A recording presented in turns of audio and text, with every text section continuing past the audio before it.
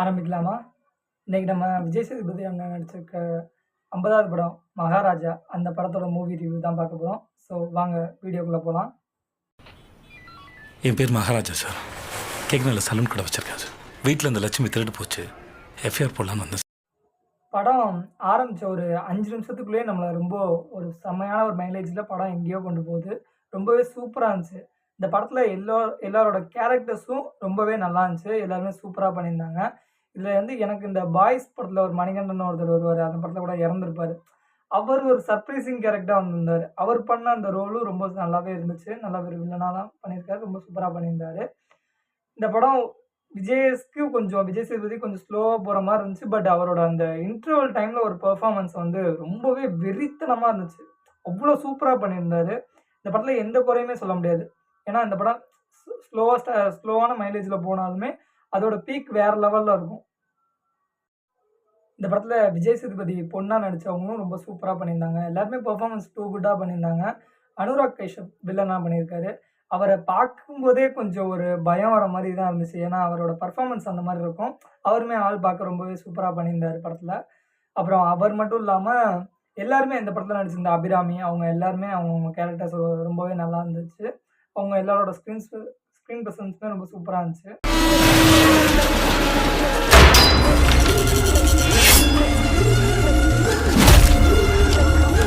படத்துல மெயினா விஜய் சேதுபதி அண்ணன் இல்லாம இன்னொரு கேரக்டர் எனக்கு எனக்கு ரொம்ப பிடிச்சவர்னா நம்ம சதுரங்க வேட்டை நட்டி தான். ஏன்னா, அவர் ஸ்டார்ட்டிங்ல அந்த கேரக்டர் என்னடா கேரக்டர் இதுங்கிற மாரி வந்துட்டு, ச்சே! என்னடா கேரக்டர் இவரு? அப்படின்ற மாரி நல்லா கொண்டு போயிருந்தாரு. அவரு லாஸ்ட்ல ஒரு டயலாக் சொல்றது அதெல்லாம் ரொம்பவே நல்லா இருந்துச்சு. ரொம்ப எதார்த்தமா சூப்பரா இருந்துச்சு. அவர் அந்த விஷயத்த தெரிஞ்சுக்கிட்டு, விட்டுறலாமா? விட்டுறலாமா? இப்படி ஆயிருந்தா விட்டுறலாமான்னு ஒரு கேள்வி கேட்பாரு. அதெல்லாம் சூப்பரா இருந்துச்சு. அந்த சீனுக்குலாம் எல்லாருமே கை தட்டுற அளவுக்கு அந்த சீன் ரொம்ப நல்லா இருந்துச்சு. ஏய் சாத்துனேன்னு வச்சுக்க தலை தனியா போயிடும். தயவு செஞ்சு என் லட்சுமியை கண்டுபிடிச்சி கொடுத்துருங்க சார். இல்லைன்னா நான் அப்புறம் அந்த படத்தோட மியூசிக் பத்தி சொல்லணும்னா, மியூசிக் நல்லாவே இருந்துச்சு. ஆனா இந்த மாரி படத்துக்கு மியூசிக் பெருசா ப்ளஸ்ஸா அமையலனாலுமே, அது நமக்கு எந்த விதத்துலயும் போர் அடிக்காது.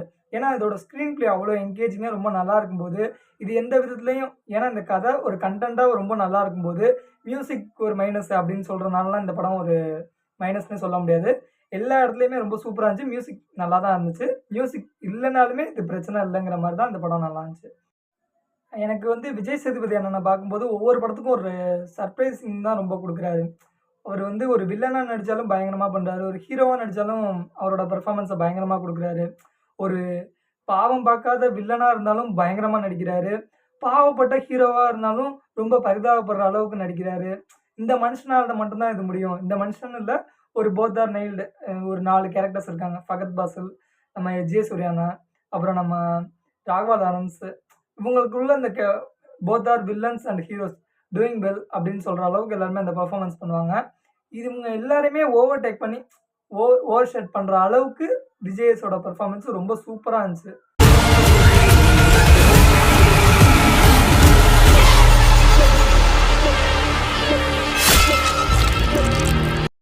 டைரக்டர் நித்திலன் சாமிநாதனோட செகண்ட் ஃபிலிம் இது. இதுக்கு முன்னாடி குரங்கு பொம்மைன்னு ஒரு படம் பண்ணியிருக்காரு.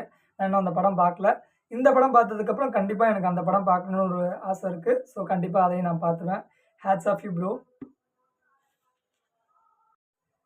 இந்த படத்தோட மெயின் கரு ஒரு பிளாட்ன்னு சொல்லணும்னா, பெத்தவங்க பண்ற பாவம் பிள்ளைங்கள தான் வந்து சேரும்னு ஒரு பழமொழி இருக்கு.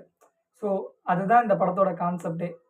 இந்த படம் பார்க்குறவங்களுக்கு நெறைய தப்பு பண்ணணும்னு தோன்றவங்களுக்கு, இல்ல இது என் குடும்பத்தில நடக்கும்போது தான் இது எனக்கு வலியா தெரியும். மத்தவங்களுக்கு நடந்தா அது வலியா தெரியாதுன்னு நெனைக்கிறவங்களுக்கு, இது பார்க்கும்போது அந்த தப்ப குறைச்சுக்கணும். மத்தவங்களுக்கும் எந்த பாவமும் பண்ணக்கூடாது.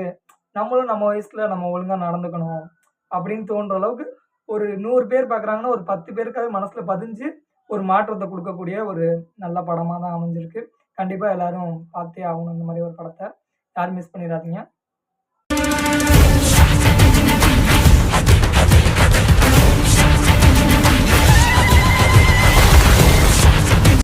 மொத்தத்துல விஜய் சேதுபதி அண்ணனோட 50வது படம். இது கண்டிப்பா ஒரு பிளாக் பஸ்டர் 50வது படமா அவருக்கு அமைய என்னுடைய வாழ்த்துக்கள். எல்லாரும் தியேட்டர்ல போயிட்டு இந்த படத்த கண்டிப்பா பாருங்க. ஸோ இதோட நம்ம வீடியோ முடிச்சுக்கலாம். பாய் பாய்.